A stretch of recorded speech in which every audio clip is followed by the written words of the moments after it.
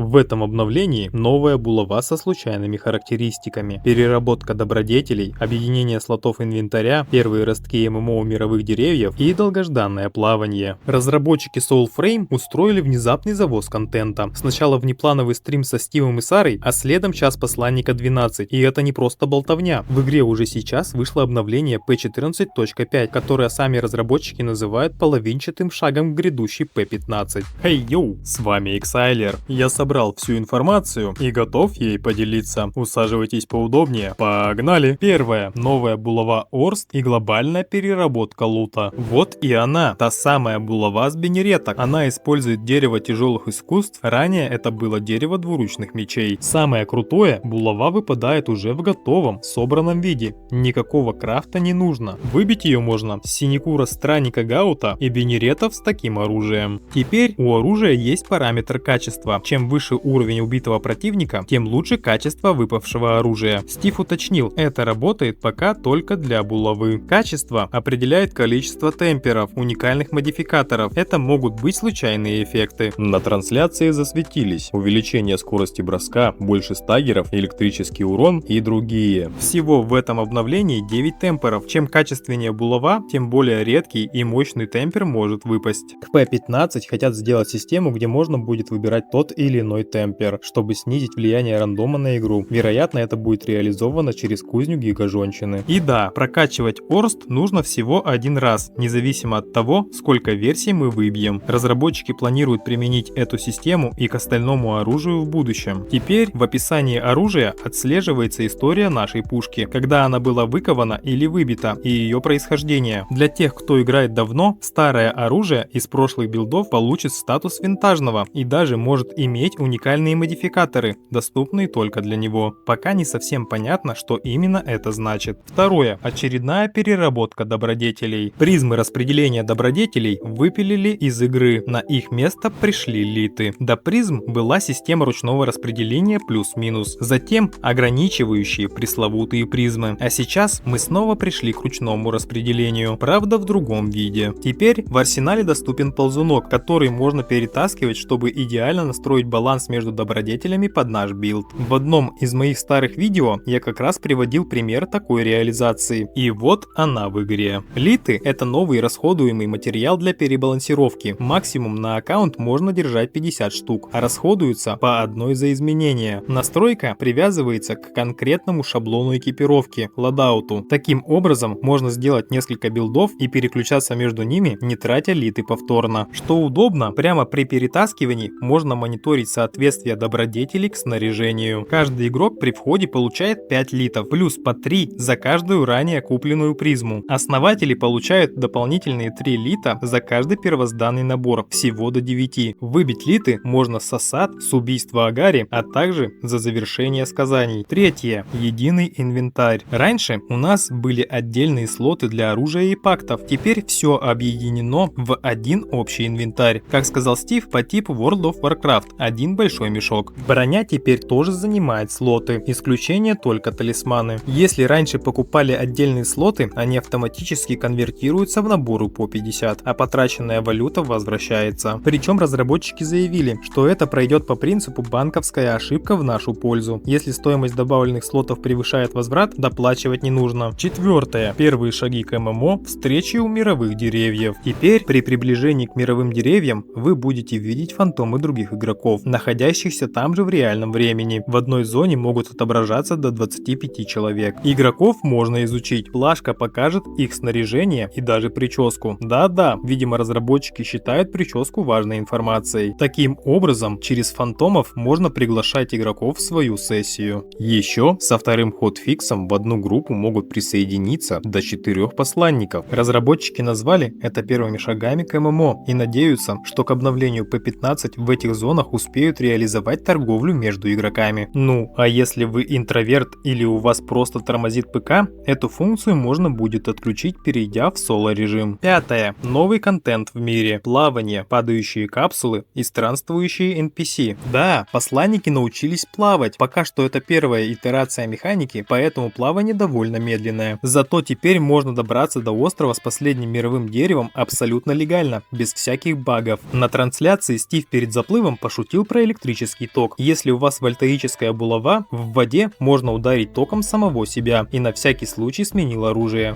Это просто угар. Я лично устроил заплыв с электробулавой. Кстати, забавный лайфхак. Если в воде передвигаться прыжками, получится заметно быстрее, хоть и выглядит так себе.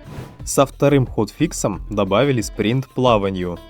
Алька становится более живой, разработчики добавили больше патрулей, а NPC-жители теперь занимаются своими делами. Добавили новые крутые анимации появления врагов. Прямо с неба может упасть пирамидоподобная капсула, из которой вываливается целая толпа противников. Кроме того, в мире можно наткнуться на случайного NPC-предка, например Зенита или, как в моем случае, Оренгал, который предложит нам 3 бафа на выбор. Первый дает повышенный опыт для прокачки оружия и пакта, второй увеличение стагеров от пинков, а третий дает временный бонус к добродетелям. Эти бафы отображаются в левом нижнем углу над ХП вот такими значками. Шестое. Удобство и мелочи. Руны теперь можно активировать отдельной настраиваемой кнопкой на клавиатуре. Больше не нужно мучиться с тяжелыми атаками. Белые полоски справа внизу – индикация левелинга. Верхняя показывает опыт пакта, нижняя – опыт текущего оружия.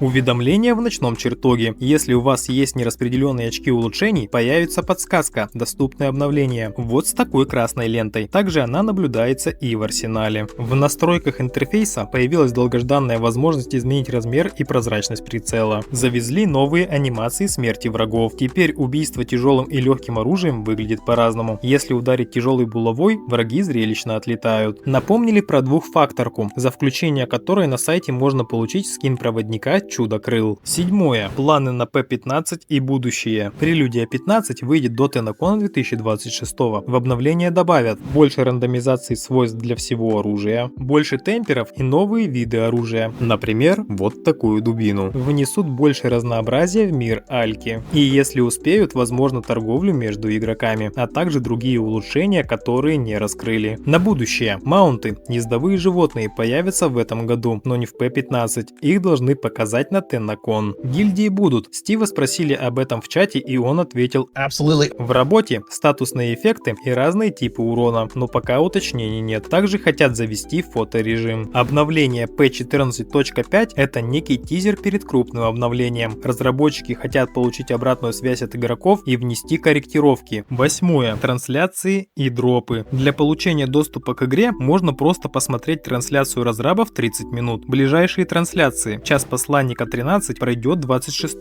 мая, а 29 мая пройдет следующий полноценный девстрим по Soulframe. А на этом все. Может, я что-то упустил, и ты заметил еще какие-то интересные детали? Как тебе промежуточное обновление? Успел пощупать новую булаву? Пиши в комментариях. Спасибо за просмотр. Ставь лайк и подписывайся. Это помогает продвижению канала и личной мотивации делать полезные видео. С вами был Xyler. Удачи в фарме и до новых встреч.